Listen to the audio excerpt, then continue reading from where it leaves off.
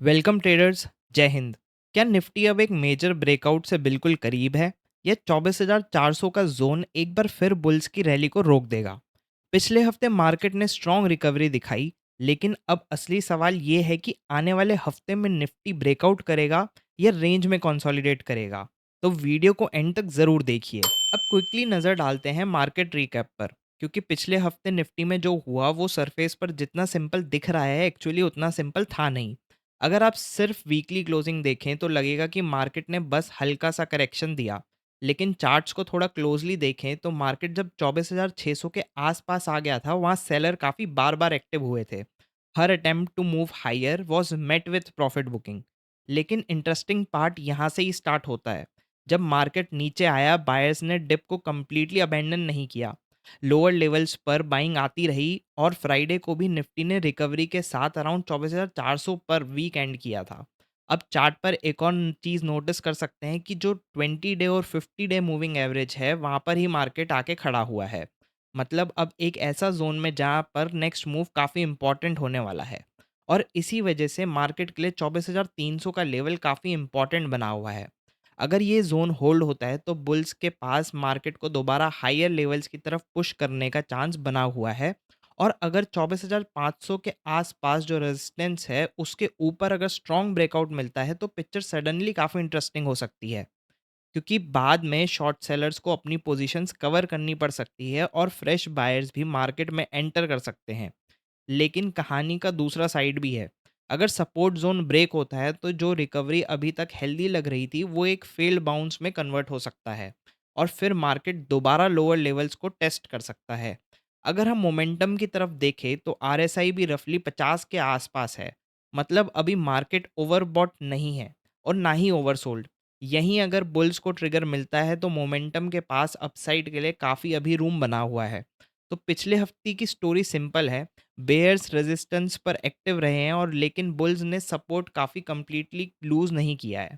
अब असली सवाल यह है कि 24,300 के ऊपर निफ्टी ब्रेकआउट करेगा या फिर हायर लेवल्स पर रिजेक्शन मिलेगा। इसका आंसर अब एफआईआई और डीआईआई फ्लोज, ग्लोबल क्यूज और क्रूड ऑयल देंगे।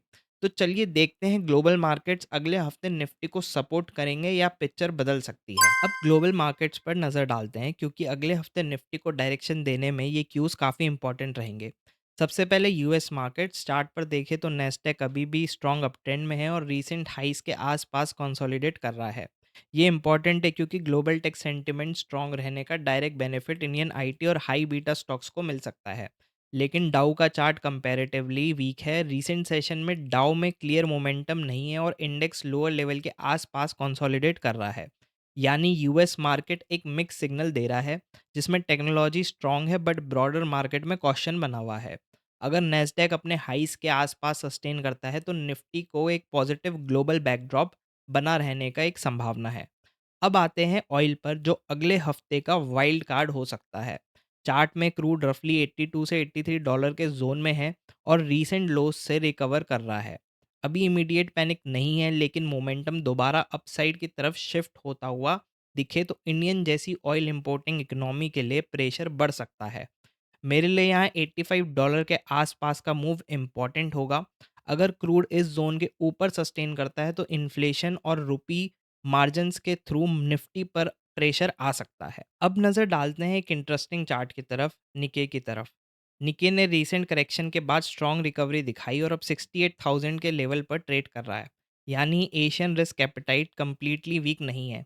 और जापान और ब्रॉडर एशियन मार्केट में ये रिकवरी कंटिन्यू होती है तो मंडे को निफ्टी के लिए सेंटिमेंट काफ़ी सपोर्टिव रह सकता है, स्पेशली अगर गिफ्ट निफ्टी भी पॉजिटिव इंडिकेशन दे। लेकिन नाइकी भी अभी इंपॉर्टेंट रेजिस्टेंस एरिया के पास है। अगर यहाँ ब्रेकआउट मिलता है तो global risk on sentiment Nifty के बुल्स को एडिशनल कॉन्फिडेंस दे सकता है। तो ओवरऑल ग्लोबल पिक्चर इंटरेस्टिंग है। नेस्डेक बुल्स को सपोर्ट कर रहा है, डाउ थोड़ा कॉशियस है, क्रूड में थोड़ा रिस्क बना हुआ है और नाइकी रिकवरी मोड में है। अभी देखना होगा कि इंडियन मार्केट में एफआईआई और डीआई का फ्लो कैसा रहने वाला है।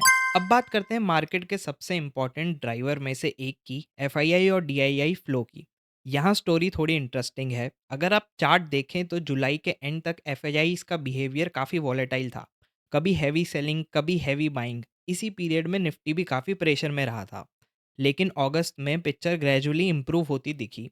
सबसे इम्पॉर्टेंट चीज़ ये है कि रीसेंट सेशन में एफआईआईज़ की सेलिंग इंटेंसिटी कम हुई और कुछ सेशन में बाइंग भी वापस आई। फ्राइडे को भी एफआईआई नेट बायर्स रहे, ऑल्दो बाइंग साइज बहुत बड़ा नहीं था। लेकिन यहाँ डीआईआई साइड भी इम्पॉर्टेंट है। डीआईआई इन्वेस्टर्स को कंसिस्टेंटली डिप्स का एब्जॉर्ब कर रही है। चार्ट पर देखें तो रीसेंट सेशन में उनकी बाइंग काफ़ी स्ट्रांग रही है। यानी जब एफआईआईज एग्रेसिव नहीं हैं तब डोमेस्टिक इंस्टीट्यूशंस मार्केट को डाउनसाइड पर कुशन कर रहे हैं। और इसी वजह से निफ्टी में करेक्शन के बावजूद शार्प ब्रेकडाउन नहीं देखने को मिला। अब अगले हफ्ते के लिए इम्पॉर्टेंट पॉइंट रहने वाला है। अगर डीआईआई सपोर्ट के साथ एफआईआई बाइंग भी कंटिन्यू होती है तो 24,500 के ऊपर ब्रेकआउट को स्ट्रॉन्ग कंफर्मेशन मिल सकता है। लेकिन अगर रेजिस्टेंस के पास एफआईआई दोबारा सेलिंग करते हैं तो डीआईआई बाइंग अलोन मार्केट को ब्रेकआउट देने के लिए शायद इनफ ना हो। तो सिंपल लैंग्वेज में डीआईआई अभी भी मार्केट का सेफ्टी नेट है। लेकिन निफ्टी को नेक्स्ट लेग और रैली देने के लिए एफआईआई का सपोर्ट इंपॉर्टेंट रहेगा। और अब इसी इंस्टीट्यूशनल पोजीशनिंग को ऑप्शन चेन से मैच करते हैं, क्योंकि वहां से पता चलेगा कि स्मार्ट मनी एक्चुअली किस रेंज में निफ्टी को देख रहा है। अब फाइनली ऑप्शन चेन को देखते हैं, क्योंकि यहीं से हमें मार्केट का इमीडिएट बैटलफील्ड समझ आता है। अभी निफ्टी 24,400 के आसपास है और ऑप्शन चेन में सबसे नोटिसेबल पोजीशनिंग 24,300 के नीचे पुट्स में और 24,400 के ऊपर कॉल्स में दिख रही है। यानी सिंपल लैंग्वेज में नीचे बायर्स सपोर्ट बना रहे हैं लेकिन ऊपर सेलर्स रेजिस्टेंस क्रिएट कर रहे हैं।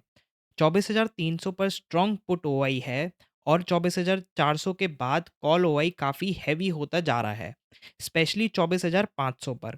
इसलिए मुझे लगता है इमीडिएट रेंज रफली 24,300 से लेके 24,500 रहने वाली है। अब इम्पॉर्टेंट पार्ट ये है कि ब्रेकआउट किस साइड में मिलता है।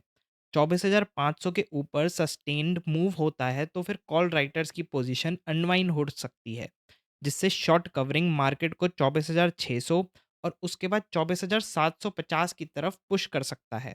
लेकिन अगर 24,300 डिसिसिवली ब्रेक होता है तो सपोर्ट वीक पड़ सकता है और डाउनसाइड में 24,200 और 24,000 नेक्स्ट इंपॉर्टेंट लेवल रहेंगे।